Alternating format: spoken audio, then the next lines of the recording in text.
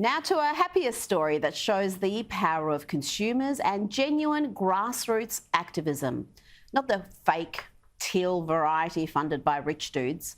By now you would have heard about what has happened to Bud Light, the beer brand that has learned the hard way that the adage "go woke, go broke" isn't just a cute line, but can become a brutal economic reality.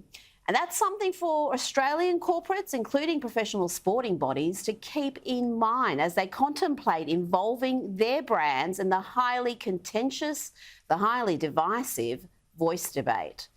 Bud Light was once the dominant market leader in the US. It's had a horror 6 weeks after indulging in some reckless corporate virtue signalling. The company thought it could push LGBTQI activism masquerading as diversity and inclusion, which would endear it to the left and increase its brand's appeal in new markets. But what actually happened was devastating reputational damage, coupled with plummeting sales and market value. Within weeks, the parent company had lost $7.4 billion, it's with a B, billion, in value, as beer drinkers boycotted the brand en masse. The disastrous sales figures have endured. The damage is so profound that this week, financial giant HSBC advised clients not to purchase stock in the beer brand's parent company because of, and I quote, the Bud Light crisis. For too long, corporates have operated under the misapprehension that their leftist politicking, their leftist virtue signalling is a cost-free exercise. Well, that's no longer the case. Author and filmmaker Matt Walsh has labelled the backlash against Bud Light as the most impactful conservative boycott in modern history, and has urged consumers to repeat the behaviour with other companies that promote far-left political or social views. He wrote, "We have devastated Bud Light with this boycott. The great thing is that this was completely grassroots. Many prominent Republicans were actively against the boycott." And that's true. Donald Trump Jr., Caitlyn Jenner, a whole bunch of prominent conservatives told people to stop boycotting Bud Light, but the boycott has continued. And Bud Light's woes should serve as a warning to Australian corporates who think their political activism, whether it's on The Voice or trans issues or anything else, will not lead to a consumer backlash.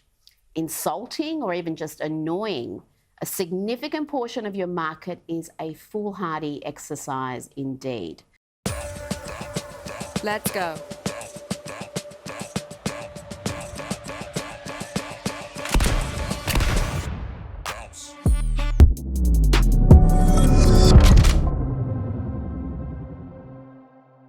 The most recent updates, of course, have ping-pong-balled around the world. That's why Rita is reporting on it, and we shall too. Bud Light is giving away beer for Memorial Day weekend. This is a great one. Oh, man. So now we have absolutely confirmed that Bud Light is effectively giving itself away for free via a rebate. Through May 31st, Bud Light is advertising a summer rebate to make your Memorial Day weekend easier to enjoy. The customers will purchase a 15-pack or larger of Bud Light, Budweiser, or Bud Select. For the 15-pack, you would get a $15 rebate.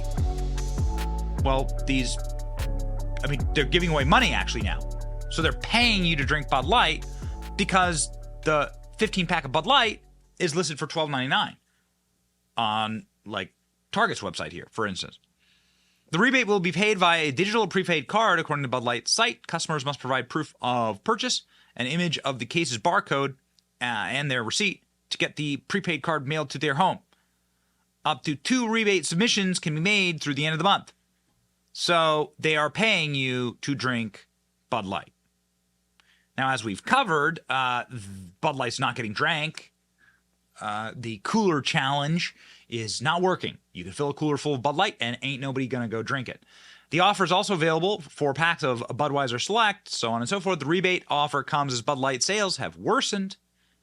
They're actually getting much worse.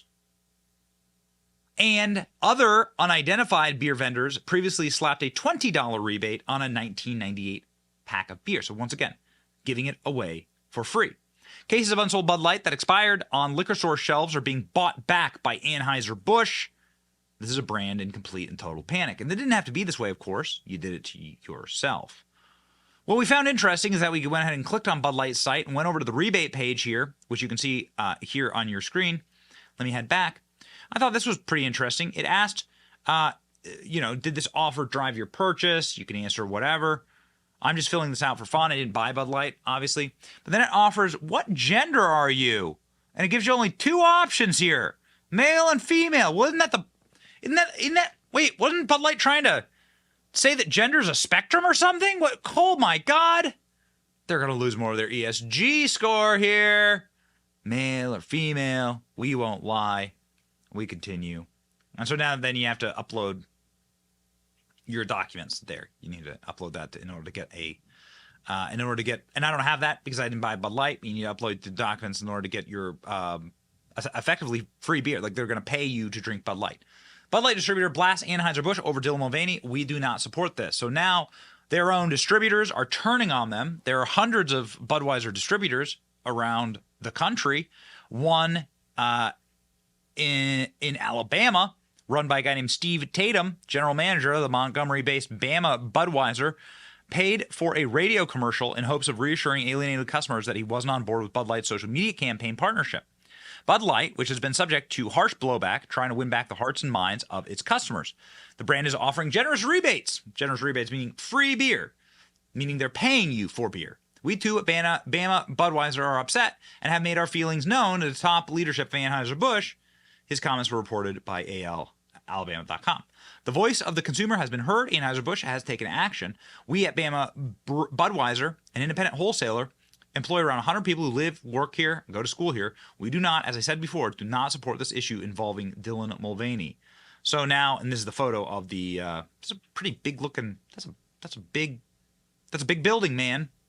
Bama Budweiser in Montgomery employs 100 people. There was one single can made. It was not for sale, and it wasn't properly approved. As a result, Bud Light's brand has new leadership. Tatum continued. Dylan Mulvaney is not under contract with Bud Light. Yeah. What a historic and biblical disaster for this brand. You're being mocked worldwide, globally. You're being mocked locally. You're being mocked by the people whose buildings bear your name. Lesson learned? Get down on your knees and apologize. We don't need your free crappy beer. We need an apology. We need you to disavow this radical ideology and to say that you messed up and ask for our forgiveness. And that's how the healing can start. Till then, see ya. Like, share, and subscribe. It's your boy Benny.